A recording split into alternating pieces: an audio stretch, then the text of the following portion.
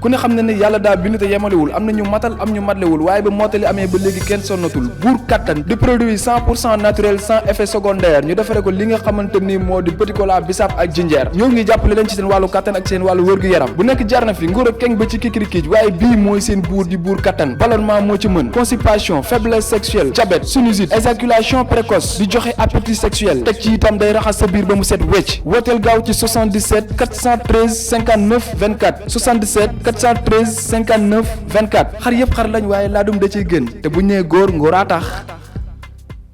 xayaarul aalamiin Mamadu Lamin yónnee ñu na. xayaarul aalamiin Mamadu Lamin yónnee ñu na. xayaarul aalamiin Mamadu Lamin yónnee ñu na. xayaarul aalamiin Mamadu Lamin yónnee. laa ilaaha illallaah Mamadu xayrul anbiyaa maa leen gën yónnee ñu na. xayaarul aalamiin Mamadu Lamin yónnee ñu na. laa ilaaha illallaah way la leen ma yónneen bee jar naa yëngu yónnee ñu na. xayaarul aalamiin Mamadu Lamin yónnee ñu na. Amadou Abdoulaye Amina mooy yaayame jar naa yëngu yónnee ñu na. ayca mi ngi noonu tey nag nee naa leen daanaan kullu fadilin la ñu dalal tey macha allah muy Bijou Ngoné miin ngeen ko nag ñu saa su nekk rek ñuy ànd ak moom lu ci mel ni ay màggal lu ci mel ni ay gàmmu nii nag la ñu ànd ak moom ci korite gi Bijou maa ngi leen nuyu. maa ngi lay fay Lalla di nuyu sa mbokku internet Sunugal 24 ñëpp maa ngi leen di nuyu bu baax di nuyu waa Sénégal di leen wax déwénati di leen baalu àq bu baax a baax a baax a baax ndax jàpp naa ni que xaaju Sénégalais yëpp amel naa leen àq maa ngi leen di baalu bu baax di la baalu Lalla di baalu internetu Sénégal 24 yëpp di baalu samay mbokk samay xarit samay am di jàmm wax dëgg yàlla samay dëkkandoo surtout ndax nitu nit ñi laa nit laa boo xamante ne wax dëgg yàlla damaa njaboot donc da ci baax bis yu mel nii bu ñu jàkkaarloowee ak ñi nga xamante ne ñoom ñoo ñuy safoo ñu di leen baalu àq donc ñi nga xamante ne sax safawuñ ñu di leen baalu àq parce que loolu rek coono la di jàkkaarloo koo xam ne bëggoo ko coono la donc ñu ngi leen di baalu àq bu baax a baax a baax di leen ñaanal di ñaanal waa Sénégal yëpp yàlla saxal fi jàmm saxal fi am-am surtout parce que vraiment on a besoin de cela ñu ngi leen di ñaanal bu baax di ñaanal suñu bopp di ñaanal suñu jëmm yu tedd yi lan la lay dee. dara. ayca dama lay bàyyi rek nga baalu àq ba pare nga defee ko ni nga ko sentiree dañu njëkkee comme li nga wax léegi rek muy dëkk bi nga xamante ni métti na rawatina koor gi ren mu mel ni tàllal loxo yi dafa gën a bari néew di doole yi ci mbedd yi amaana mën nañu wax ne sax Covid bi la ban gis-gis nga ci am. xam nga nag Lalla Sénégal dafa nekk pays bu sous-développé du ma ne sax sous-développé mais on est un pays pauvre très endetté donc wax dëgg yàlla ñu nekk ci voie de développement it di jéem di def kéem kàttan lu ñu mën waaye wax dëgg yàlla social bi am Sénégal ci pays pauvre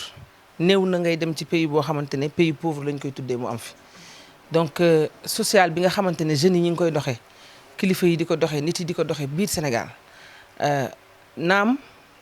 nee nañ remarqué nañ comme ni nga ko waxee pauvreté beeg xaw ma nu ni mel waaye wax dëgg yàlla koor gi nga xamante ne jóge nañ ci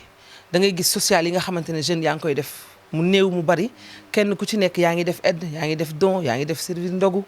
donc muy ay affaires yoo xamante ne du lu ñu war a xeeb ki ko def ci kaw ak ki ko def ci suuf ñoo yem àtte waaw ki ko def ko rek moom lañ ci soxla te ñoo yem payoor it àtte payoor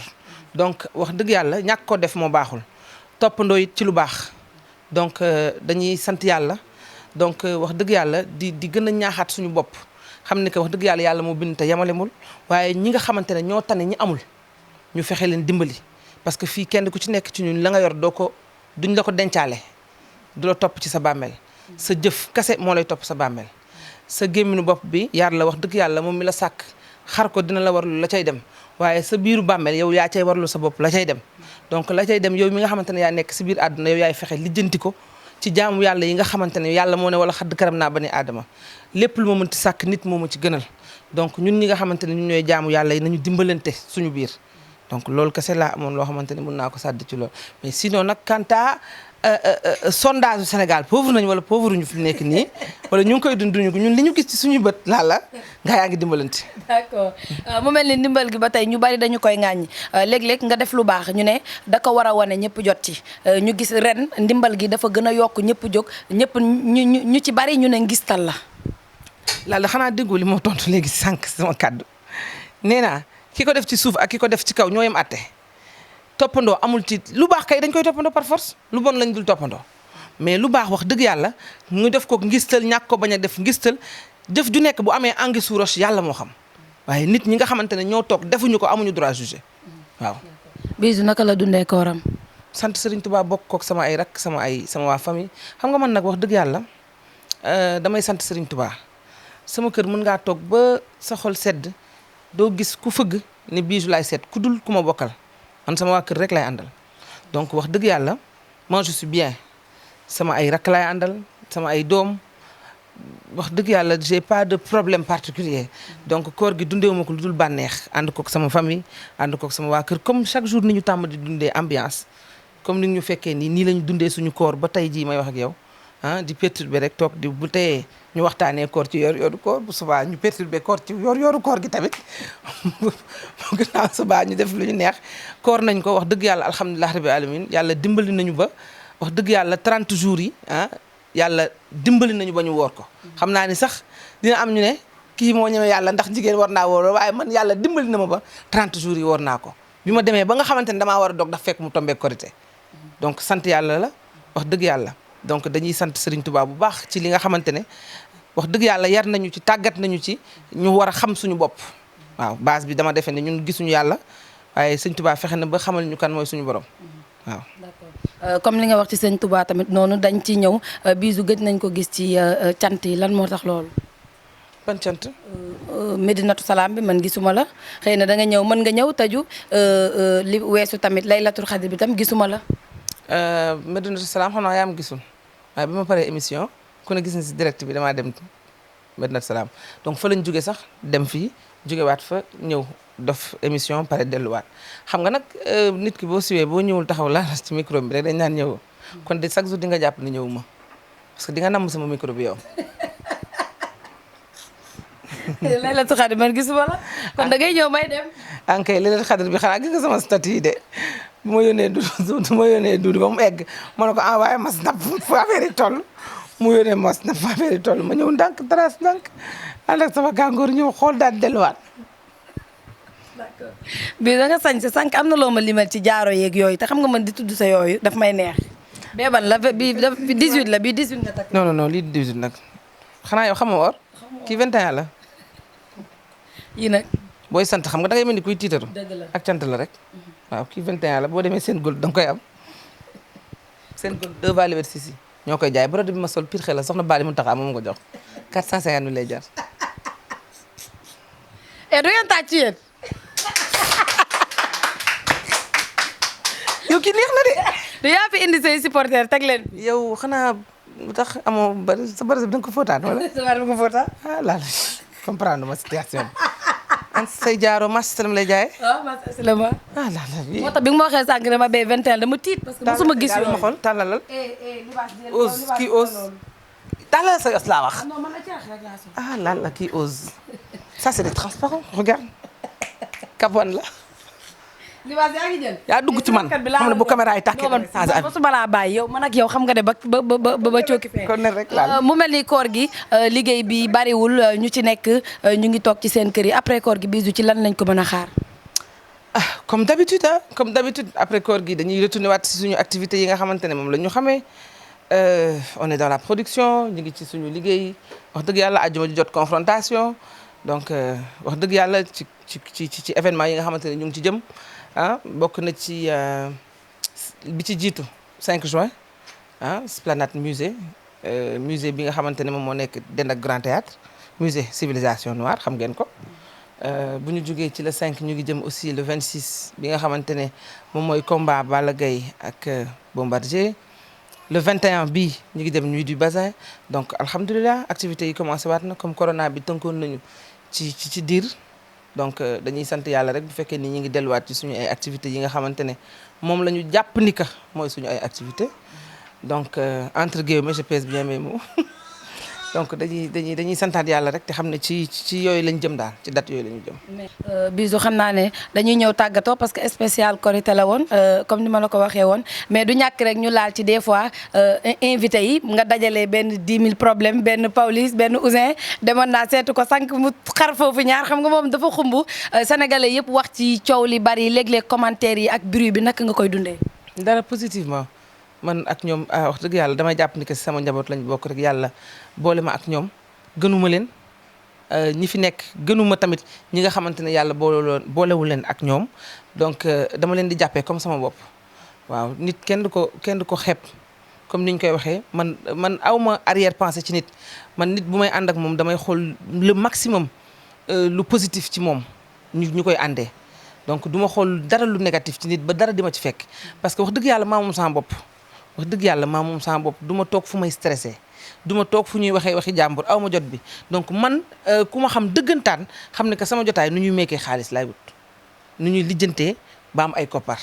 man loolu moom mooy sama idéologie donc dem ànd ak Macky Sall wala dem ànd ak wax dëgg yàlla ki ëpp xaalis ci monde bi loolu ci man du challenge ànd ak koo xamante ne ku kenn bëggut àndal nga fexe am foo ko jëlee am foo ko indi loolu mooy challenge ci man bokk. d'accord des fois ñu bari di wax ne Bijou émission mi dalay jéem a tuutal wala dalay wàññi wala question non waaw ci 15 jeex na li may wax ñàkk sa géegi nii lan moo waral des fois yenn question yi liggéey bi moo ko laaj wala bruit yi ngay bëgg sénégalais di wax. man de ku ma xam dëgg xam ne aw ma jotu bruit su ma bëggoon bruit dëggantaan damay bokk comme ci li gars yi am nekk ci Facebook bi nekk ci Instagram bi nekk ci réseaux sociaux yi te aw ma ci benn. te pourtant wax dëgg yàlla maa ngi marqué sama empreinte ci liggéey bi nga xam ne maa ngi koy def kenn du lim ñaari émission ñett Sénégal te doo ci boole confrontation aw ma spot publicitaire ça va Serigne Touba mooy dimbali bu ma taalee émission bi bu ñu toogee ci direct bi gaa yaa ngi seetaan te loolu ak cantal rek loo xamante ne wax dëgg yàlla mine de rien on a fait 11 ans d' émission confrontation ci émission boo xamante ne à la base du woon émission bu woon am durée de vie mais wax dëgg yàlla dañuy sant suñu borom ci li nga xamante ne ñi ngi koy diri di ko pousse ba fi ñuy egg si kéem suñu kàttan bu tayee nga dal ci bu subaa doo ci dal xam nga émission noonu la rek ndax bu doon lu ñuy ragal wala loo xamante ne am nañ ci arrière pensée duñ ko def direct donc dañuy fexe rek kéem suñu kàttan ci milieu showbiz bi ñu nekk ñu rafetal ko am ci doxin boo xamante ne kuñ ci gis naw ñu ci ñu nekk ci exemple parce que xam nga milieu bi dafa nekk milieu bu doy waar jigéen dina ci nekk am nu mu mel ñu askanele ko fenn wala nga am noo mel nit ñi am nuñ lay fuñ lay dëkkale wala nit ñi am nuñ lay songee da ngay jàpp ne da ngaa xew alors que du xew ñu ngi lay paasante donc ci ñooñu rek laay wax ñu mën a gënaat xamaat seen bopp xam ni que fépp foo mënti nekk tu dois marcher la tête haute man confrontation dafa tàggat ci man benn force de caractère boo xamante ne daf ma yaraale ci sama showbiz bi nga xamante ne ci moom laay def parce que tey bu ma fi doon def naka sudul noonu defe naa ni kenn du ma may dara fii bu gars yi di lim lan lañ lay waxal sëy nga fi benn yoon ñaari yoon te ku mën a ñetti yoon mën la da ngaa juum 4 la kon nga war a xam ne maa jar maa yi caaxaan. daagul fañ la nobee. lii laa wax ba leneen ñëw ñu dolli ko ci donc kenn ku ci nekk ci ñun dañoo war a xam exactement naka la ñu war a tàggatee suñu bopp ba ci li ñuy nekk wax dëgg yàlla boo jugee fii mën a nekk fii te kenn du ne déet léeg-léeg nga gis ku nekk ci showbiz bu ñëwee ci li nga xamante ne moom la gëm mu nekk ci xolam ñuy tergiverser wala ñuy naatable wala ñuy naatable gëm-gëmam en quelque sorte et que loolu c'est frustrant parce que tamit nit ñi nekk ci showbiz bi ay nit lañ yoo xamante ne am nañu gëm-gëm am nañu bëgg-bëgg pourtant am nañu foi donc yàlla peut-être moo leen nattoo ñuy liggéeyee ci li nga xamante ne moom mooy milieu bi nga xamante ne mooy loolu waaye kenn ku ci nekk boo amoon li gën loolu fa nga koy bàyyi am leneen parce que dama fàttaliku benn anecdote rek boo xamante ne xaw ma ndax est-ce que jar na ko sax parce que xam nga gars yi moom Sëñ Tuubaa moom des koy waxtaanee fu ñu koy diingatee ndax man damaa jàpp ni yàpp ko dëgg wala mooy ko dëgg weesuwul ab nit ku ko bëgg jub ko bëgg nekk murit ñëw jàkkaarloo ak yow dëpp loolooy mooy Sëñ Tuubaa nga ñaawal sa doxin ba yenn loo àttalul ba mu ñaawal sa doxin nit ki ñëw jàkkaarloo ak yow bëgg a nekk murit sip sa doxin ba nekk ko donc dañuy ñaan yàlla wax dëgg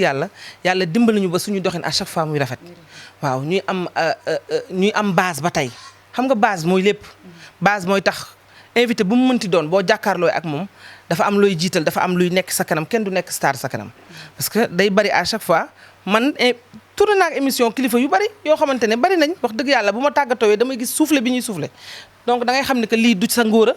du ci sa jàmbarte ndimbal la rek ak façon boo xamante ne yaa ngi koy bëgg a instauré te loolu dañuy ñaan yàlla wax dëgg yàlla mu bañ a deñ parce que bu dañee rek dara dootu fa des ndax milieu showbiz mën nga cee nekk ba jóge fi tamu rafet donc mais wax ju ñaaw nag ak ni gars yi di commentaire loolu naam duñ ko tere loolu mënut a ñàkk parce que nit ki mën naa toog ci clavier am di wax lu ko neex waaye nag wax dëgg yàlla yow da ngay xam sa bopp rek fexe di doxee noo xamante ne wax dëgg yàlla duñ la ci mës a fekk. d'accord xam naa ne waxtu bi jeex na dañ lay bàyyi nga tàggatoo mais laata boobu rek léeg-léeg dañuy gis nga invité ñaar nit ñu xam ne dañuy wax ba xolu wala bu ñuy ñëw sax ci plateau bi léeg-léeg du ñu wax est-ce que bu ñu paree ci plateau bi Bijou daf leen di jubóole ñoom ñëpp ñu ànd nekkaat jàmm parce que lu dul jàmm ko gën est-ce que tam mën nañ xam ndax Bijou ay question daf koy préparer envoyé ko artiste bi avant muy ñëw wala parce que léeg-léeg ñu gis tirement ci sa biir émission. D'accord Lalla ñaar yooyu rek moo si des. Lalla yi nga expliqué yëpp nii donc tiraillement bi ngay wax du confrontation synopsis bi c'est les célébrités qui sont tout le temps au devant de la scène qui prétendent s'aimer alors qu'ils sont loin de l'être ñoom la ñuy jël teg leen ci même plateau fexe yee seen problème antérieur problème actuel bu mu ci munti doon whatever ça dépend façon de faire bi xaw ma ndax c'est le moment opportun pour ma toog wax ko mais xam naa ne bis dina jot ma expliquer exactement naka la émission bi di dérouler xam nga la télé c'est du cinéma li ñu bëgg ñu gis rek la ñu gis te confrontation wax dëgg yàlla jàpp naa ni que li télé bi di doon cinéma confrontation am na benn touche bu réel bu ci xaw a nekk parce que direct la et que y a tout le temps les aléas du direct dañ koy gis léeg-léeg nga ñëw nit jàpp ni que moom moo war a confronté wu pour wane ne que moom wax dëgg yàlla nii la war a toogee position bii la war a am Sénégal nga gestu mu jël confrontation bi dëpp ko ci Bijou peut-être que am na beneen idéologie bu mu indaale wala mu ñëw nekk sur la défensive ba du mën a convaincre sénégalais yi ci li nga xamante ne moo ko tënk li ko teg ci plateau bi erreur de communication yëpp day am à chaque fois ci invité yi ngay gis mais confrontation émission la rek boo xamante ne bëgguma dévoiler si saa si parce que xam naa ni que du loo xamante ne wax dëgg yàlla ñaanuma yàlla dee ci parce que bu ngeen gisee ni muy déroulé nii sax war ngeen xam ne maa ngi pousse di génn di teg Big Taf wala maa ngi pousse di jàllaleeg leneen parce que tey wax dëgg yàlla ngi ñuy dimbali ba suñu activités yi mi ngi yokk ñu ngi ci yeneen affaire yoo xamante ne wax dëgg yàlla confrontation bi moom ñaan nañ yàlla ne ci beneen level bu bokkul ak boobu mais nag comme sénégalais yi ci lañ ñu xamee et que ñi ngi koy def ba tey gisaguñu bokk lu ñu doy ba tax ñu war a pousse donc bis bu ñu ko gisee rek noonu lay demee pour ma ñëw ci question bi nga xamante ne moom nga ma posé man soxlawul may débrief sama invité nag mën na ma demander service ma débrief ko wax ak moom ci angle de traitement bi ñuy wax mais yàlla xam na ne billaahi wallaahi tallaahi musuma ñëw naan maa ngi préparer émission ñëw toog nii ne lii laay posé nit ki xaw ma ko caméra yi day tàkk ñu émission wax dëgg yàlla caméra yi day tàkk ma laaj la ñu émission ñu waxtaan donc premier contact bi ñuy am léeg-léeg sax am na ci émission yi ni muy demee man du man maay kale invité yi Big Taf mooy kale invité yi parce que maa ngi bëgg mu gën a imposer wu ci émission bi mu gën a présent ci plateau bi gën ko jox wàll boo seetloo moom ak ñeneen ñoo nekkandoo woon ci plateau bi toog nañ léeg-léeg toog léegi ñu ngi dendandoo léeg-léegi maa ngi pousse di ko bàyyi léeg-léegi ma taxaw bàyyi ko mu déroulé ba benn instant noonu la rek jàppalante la parce que tey kenn ku ci nekk buñ la joxee loxo rek boo ñëwee dañuy mën a xool li nga xamante ne moom mooy li positif ci yow nga génne ko parce que kenn ku ci nekk am nga talent et puis gëm-gëm la rek man confrontation bi ma koy commencé wax dëgg yàlla ñi ko gëm bariwul Et pourtant, j'ai enregistré pendant 1 an, 6 mois avant de commencer la diffusion. Parce que je savais que les gens pensaient que c'était une émission boo xamante ne du am durée de vie. Alors que émission tey sama gëm-gëm moo ko indi tey mu am 11 ans. Mais quand même wax dëgg yàlla jéem nañ def kéem kàttan lu ñu mën changer nañ concept bi adapté waat nañ ko defaat nañ lii moo tax moom laay wax rek léeg-léeg mu neex léeg-léeg mu naqari léeg-léeg ñu dal ci léeg-léeg duñ ci dal. léeg-léeg nga jubóole ci ay nit. jubóole ci ay nit je dirais pas jubóole ci ay nit mais ma defaraat ci ay nit laay wax du jubóole de je dama yëg fu gën a kawe defaraat ay nit laay wax du jubóole de defaraat ay nit ku am pépin nekk ci ay problème ma jële ko ci pax bi teg ko ci beneen côté génne ko ci pax bi mu nekk teg ko ci beneen side gis nañ ko benn yoon du ñaari yoon ci ay émission yoo xamante ne nit ki buy ñëw dañ naan la carrément bul dem ci émission bi da ngay nekk sur la défensive ñu ne la hey émission Bijou Ngoné ngay dem da nga dof yow li la dal ak problème yi nga am ak nangam waaye dinaa la aider ci sa façon communication boo xamante ne automatiquement boo toogee rek sénégalais yi dañuy taxaw yërëm la day mel ni kon man maa def ay toj-toj mais yow defoo toj-toj dañuy fàtte say toj-toj ñoom ñëpp xam nga Sénégal noonu la ñuy doxee dañuy ñoom seen idéologie lañ yore rek ñoom. Donc mooy loolu bari na ci émission yu bari yoo xamante ne saa waay ay nit dañ nekk ci ay pétré émission confrontation daf leen aider ñu gënaat xam ñoom ñooy ñan ñu mettre leen en valeur en plus donc du loo xamante ne à chaque fois dañuy indi émission bi di décrédibiliser nit. Mais nag wax dëgg yàlla Bijou Ngoné ak état d'esprit ak façon de faire am ak conception émission bi parfois nag boo ma indee ci yenn axes yi danga may fekk si dama la ciy fekk si boo dëgëree bopp ma woon la ne man du ma dégg tëx laa dof. boo ñëwee jaay ma taay fin ma woon la ne pata bu toog nii laa wéruma est-ce que comprendre nga donc da lay arrivé nga am invité yoo xamante ne dañuy insolent da nga leen di laaj gauche ñu tontu la droite mu metti nga xam ne kii yow kii yaa ngi ko bëgg dimbali en fait mais moom mi ngi topp téléphone ak message ñu ne ko bi wala soit yaa ngi ñëw ñu ne la Bijou daf lay def nangam nga ñëw sur la défensive ba lu ma la laaj nga jàpp ne dama la xas alors que c'était pas ça. Donc yooyu yëpp dañ ko ciy gis bëgguma lim ay tour di defaat ay focus parce que xam naa ne site internet yi yéen li ngeen def léegi ñuy dogg partie bi leen neex dugalaat ko defaat li ngeen xam nga man moom lu ma waay wax rek matin lundi mardi damay xaar ba vendredi ngoon ma sañse ba jekk takk samay or tontu la waaw foofu lañ toll. D'accord Bijou ñu bàyyi la nga tàggatoo ak askan wi projet yi tamit nga wax ñu ci kanam lan lañ la mën a xaar. merci Lalla tàggu naa la tàggu sa mbokk Sénégal 24 yi tàggu suñu waa kër. du ngeen tàcc yéen lu ñuy tàccu mel ni ku nekk Sorano Grif gis nga Grif tàggu naa tàggu seen waa Sénégal 24 tàggu ñëpp di ñaanalaat waa Sénégal encore di ñaanal sama borom kër nga xamante ne wax dëgg yàlla à chaque fois saay su situation yi amee rek moom da koy jéem a dékku moom wax dëgg yàlla amul benn arrière pensée defe naa ne moom moo ma raw sax. ñëpp ñu ngi leen di jaajëfal Aliou Seck ni dégg nga ko nee na émission bi doy na xam nga dama am staff bu dëgër nii. yoonam nekku ci. kat yi yooyu yëpp xam nga ñoom dañu doy waar dañu sew. sama xarit bu baax mi tudd ko kee dafa baax. Issa kon wéroo Issa borom teraanga ji mooy ruube nii pour émission bi jeex. xanaa xamoo ñi yow. Grif pour ngeen jóg tàccukat bi. dégg nga kat yi nee na doy na taa biis doy na dégg nga dañu bon El Pacho nee na c'est légendaire dañu bon du yàlla defal jàmm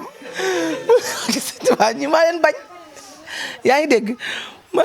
maa leen di gërëm bu baax a baax di nuyu sama maquilleuse sama boss soxna wax dëgg yàlla moom à chaque fois wax dëgg yàlla saa yi su ma ko soxlaa rek day taxaw disponible ba bëgg a dee ci sama sañse bu yanj bi nga xamante ne sama sang bi moo ma ko jox Mbàkke Balla soxna Bali Muntaxa tegleel ma ay ñetti pirixe yooyu ñeent solal kat yi moom xam nga léegi dama bàyyi ci kat yi la nekk def jox ñu yu baax yi yëpp ma koy sant di ko gërëm à chaque fois di gërëm aussi sama partenaires yi nga xamante ne maa ngi ànd ak ñoom ci année bi yëpp ku ci mel ni waa Barakatu waa Bawër parce que man maay seen égérie maa leen représenté fii Sénégal ma leen di gërëm bu baax a baax ci confiance bi nga xamante ni ñu ngi koy am ak man